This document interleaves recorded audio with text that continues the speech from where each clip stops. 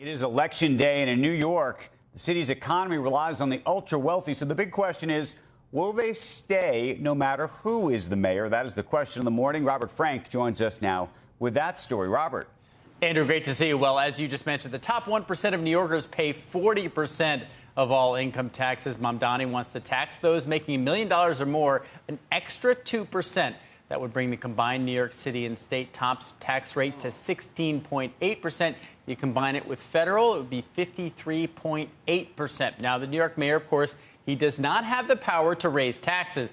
But if somehow the proposal passed in Albany, the top 1% of New Yorkers would pay 60% of city income taxes.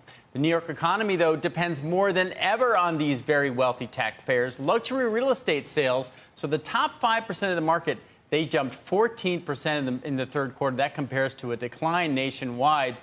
In the last 3 weeks alone, 98 contracts were signed in Manhattan for apartments priced at $4 million or more.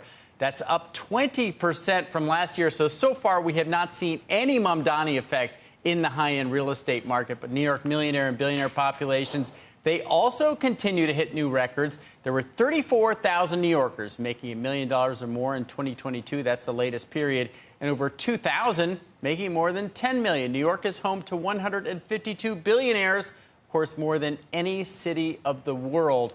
Wall Street bonuses also set for a new record this year with a bonus pool of over $30 billion.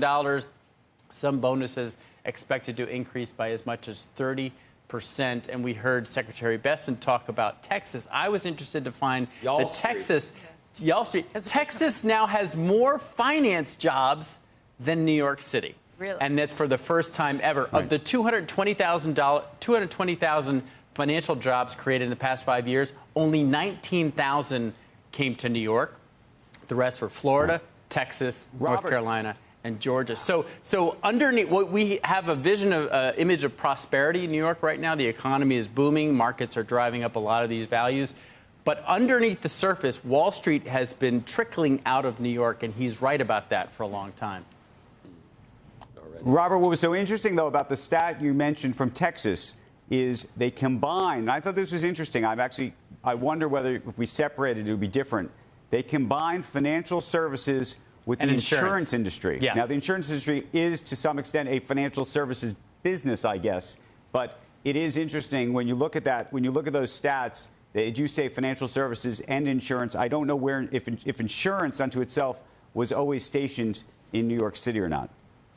Yeah, it's not as large a component as finance, but even when you strip out, Andrew, the insurance, that drift from New York and just the new jobs in finance created. You talk to Goldman Sachs, you take JP Morgan now has more employees in Texas than they do in New York City. All these major banks are hiring mainly outside of New York. And I think that's one of those trends that whoever is mayor is going to be concerning, and certainly more concerning under a mayor that wants to raise taxes and make things, some would say, even more difficult to operate in New York City. Here's a question. Does the mayor do things like try and change the laws? Like during COVID, even if you never set foot in the city, you would be charged New York City tax rates. Are they going to say if you're a New York City company, you're going to have to pay taxes on anybody you hire outside the state or something crazy? And would the courts support that? Of the $9 billion that he wants to raise in revenue, I think $6 billion of that is going to come from an increase in the corporate tax from 7 to 11%. That is really, I mean, he's supposed to be a proponent for small businesses, but that corporate tax going from 7 to 11% is even more dramatic and is supposed to raise even more revenue than the personal income tax side. So that, I think... Raising the corporate tax rate by more than 50%. That's exactly right. That's a shocker and a kick in the teeth. And if that happens, I think you're going to see even... I mean, it's just very tough. New York is a very tough place to operate as a business. We've seen that.